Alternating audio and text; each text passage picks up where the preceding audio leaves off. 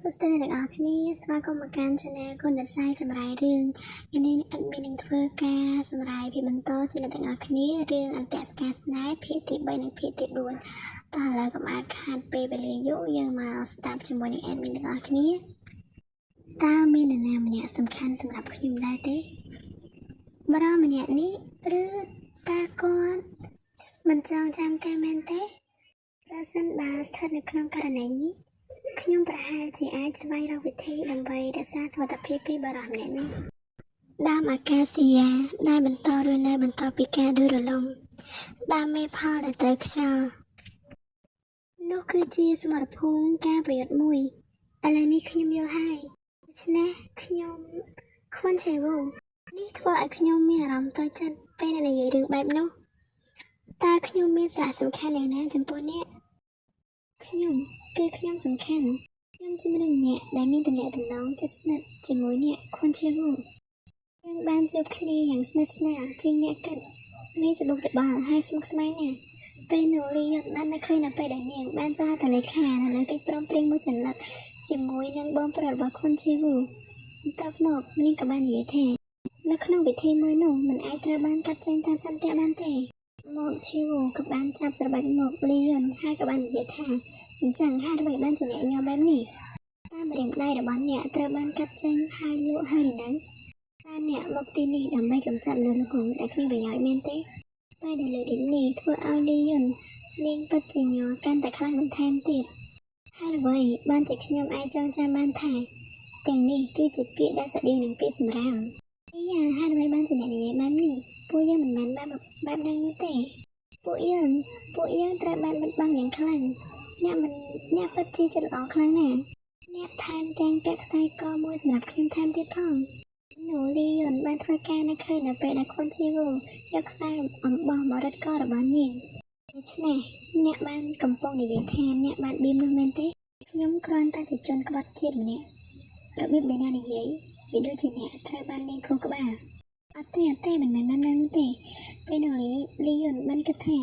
ខ្ញុំជាមនុស្សម្នាក់ដែលបានព្យាយាមលាងខួរក្បាលរបស់លោកមិនអញ្ចឹងទេខុនឈីវូមិនអាចធ្វើបាបខ្ញុំដោយធ្វើប្រហែលបែបនេះទេអ្នកមិនដែលបង្ខំអ្វីខ្ញុំទាំងអស់អ្នកមិនដែលរញ៉េរញ៉ៃមិនដែលគំរាមកំហែងដោយពេលឥឡូវនេះទេខុនឈីវូមិនអាចធ្វើអ្វីដែលអាក្រក់បានទេនេះគ្រាន់តែជាការកាត់ប្រថានរបស់ខ្ញុំតែប៉ុណ្ណោះហើយអ្វីបានជាខ្ញុំមិនត្រូវធ្វើអាក្រក់ដោយសារតែពីព្រោះវាជាច្បាប់នោះគឺហើយខុសក្បាលហើយឆាប់កាត់លេងឡើងទៅបន្ទាប់មកលីយ៉ុនបាននៅឃើញទៅដល់ពីសម្ដីរបស់អ្នកស្រីគេតែអ្នកយល់ទេលីយ៉ុនដៃគូរឹងមាំត្រូវបានរកឃើញអ្នកចុះវាសនាហើយម្នាក់ជ្រើសរើសពួកគេហើយលីយ៉ុនក៏បាននិយាយឡើងថាពីព្រោះបើអ្នកធ្វើបាបខ្ញុំវានឹងត្រូវបានចាត់ទុកជាឃាតកម្មនោះជាការដាក់កម្រិតអបបរមាសម្រាប់រឿងទាំងនោះខ្ញុំគឺជាប្រពន្ធរបស់លោកខុនឈីវូតែអ្នកដឹងទេនៅពេលលើដូចនោះឈីវូបានភាំងមួយសន្ទុះហើយក៏បន្តមកក៏បានធ្វើឲ្យគេចាប់ផ្ដើមឈឺក្បាលដោយក៏បានដួលសន្លប់ទៅលើលីយ៉ុនរបស់យើងហើយលីយ៉ុនបានធ្វើការសៃហើយទៅលើខុនឈីវូបន្ទាប់មកសៃរបស់យើងក៏បានកើតនៅពេលព្រឹកឡើងនៅពេលដែលលីយ៉ុនបានត្រូវធ្វើការរបស់នាង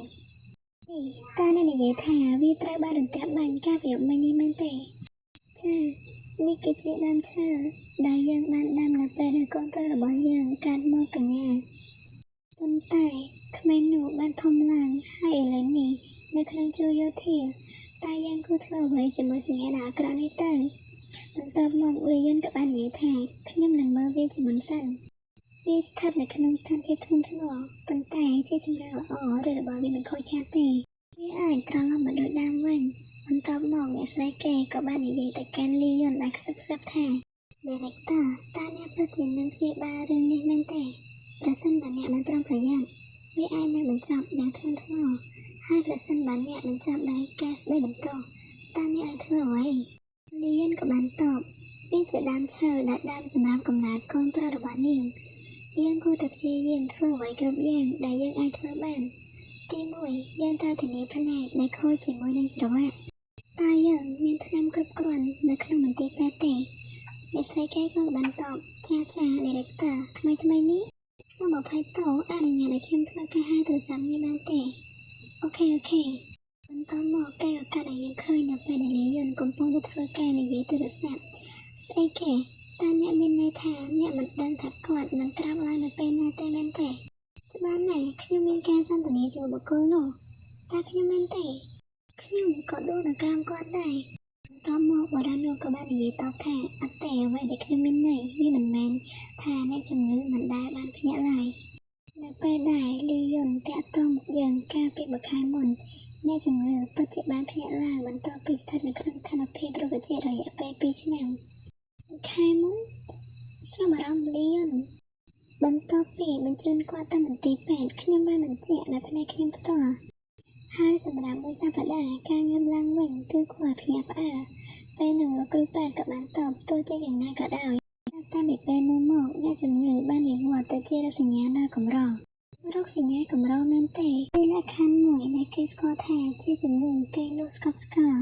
យើងបានធ្វើតែដែលអាចធ្វើបានទាំងអស់ប៉ុន្តែយើងមិនបានរកឃើញមូលហេតុច្បាស់លាស់ទេក្រៅពីអាមីនីសៀមិនមានអ្វីខុសប្រក្រតីនៅក្នុងខួរក្បាលទេដូច្នេះយើងគ្រាន់តែសង្ស័យសម្រាប់ពេលនេះយើងនឹងត្រូវតាមដានការវិវត្តប៉ុន្តែប្រសិនបើរោគសញ្ញានេះគឺជាករណីនោះនៅពេលដែលអ្នកជំងឺដេកលក់យើងមិនដឹងថាតើពួកគេនឹងភ្ញាក់នៅពេលណានោះទេសម្រាប់អ្នកជំងឺនេះពេលវេលានៃការគេងបានកើនឡើងពី3ទៅ5ថ្ងៃហើយឥឡូវនេះវាមានរយៈពេល12ថ្ងៃហើយដោយមិនបានភ្ញាក់ពីដំណេកជាការប្រសាណាស់យើងនឹងបញ្ជូនគាត់ត្រឡប់ទៅផ្ទះរបស់អ្នកវិញឥឡូវនេះលីយ៉ុនបន្តមកលីយ៉ុនក៏បាននិយាយថាជប់សិនចាំបន្តិចសិនលោកមជ្ឈបណ្ឌិតដូច្នេះអ្វីដែលអ្នកកំពុងនិយាយគឺខួនឆេវូមានស្ថិតនៅក្នុងស្ថានភាពរោគជាតិទេឥឡូវនេះមែនទេប៉ុន្តែគ្មាននរណាម្នាក់ដឹងថាគាត់នឹងភ្ញាក់ឡើងនៅពេលណានោះទេតើនោះត្រឹមត្រូវដែរទេគ្រូពេទ្យក៏បានតបថាបាទនោះហើយជារបៀបដែលវាបានកើតឡើងនៅពេលនេះពេលនោះបានធ្វើឲ្យលីយ៉ុនពិតជាមានការសប្បាយរីករាយជាខ្លាំងអរគុណច្រើនណាស់លោកគ្រូពេទ្យខ្ញុំនឹងធ្វើការកាន់តែពិបាកឥឡូវនេះបានពេលនោះធ្វើឲ្យលោកគ្រូពេទ្យមានការភ្ញាក់ផ្អើលមែនទែនស្អីគេបន្ទាប់មកលីយ៉ុនក៏បានចុចបិទទៅសុំទោសដែលឲ្យអ្នកទាំងពីររងចាំតើអ្នកបានបញ្ចប់ការហៅទូរស័ព្ទរបស់អ្នកហើយឬនៅពេលនោះលីយ៉ុនបាននិយាយថាខ្ញុំនឹងប្រឹងប្រែងឲ្យអស់ពីសមត្ថភាពដើម្បីសង្គ្រោះដើមឈើនេះដូច្នេះកុំបារម្ភអីតមកអ៊ំស្រីនោះបាននិយាយថាអរគុណច្រើនណាស់កញ្ញាខ្ញុំនឹងថែរក្សាវាឲ្យកាន់តែប្រុងប្រយ័ត្នឥឡូវនេះស្រីគេក៏បាននិយាយខ្ញុំមិនដឹងថាមានអ្វីកើតឡើងទេប៉ុន្តែវាហាក់ដូចជាបានដំណើរការហើយលីយ៉ុនហាក់ស្ថិតនៅក្រោមភាពតានតឹងជាខ្លាំងដូច្នេះអារម្មណ៍របស់នាងឯងនឹងមិនស្ថិតទេបន្ទាប់មកលោកគ្រូពេទ្យក៏បាននិយាយថាហាក់ដូចជាគាត់ភ្លេចអ្វីមួយយ៉ាងបន្ទាប់មកគាត់ក៏បាននិយាយថានៅវិធីនេះខ្ញុំមិនបាននិយាយទេថារោគសញ្ញានៃការកេងឬរោគសញ្ញា Clearly នេះតែងតែមកជាមួយនឹងរោគសញ្ញាដូចជាអាកប្បកិរិយាមិនប្រក្រតីការញ៉ាំចានហេតុពេកឆាវនិងការរំភើបផងដែរជាការប្រសាណាចាប់តាំងពីគ្មាននរណាម្នាក់ដឹងថាគាត់នឹងភ្ញាក់ពីដំណេកយ៉ាងណាក៏ដោយខ្ញុំនឹងប្រាប់នាងនៅពេលបន្ទាប់ពីនិយាយចប់គាត់ក៏បានដើរទៅញ៉ាំអីបាត់ទៅដោយវិធីនេះ director ខ្លួនត្រូវតែតស៊ូជាមួយលក្ខខណ្ឌរបស់បងប្អូនរបស់គាត់កន្លែងហ្នឹងadmin សូមនិយាយបន្តិចដោយសារតែពាក្យបងប្អូនហ្នឹងកន្លែងហ្នឹងធ្វើគ្នាយើងគួរតែយល់ហើយមែនណាកន្លែងហ្នឹងសម្រាប់ប្រុសគឺយល់ច្រើនឥឡូវយើងមកបន្តសេរីរបស់យើងបន្តទៀត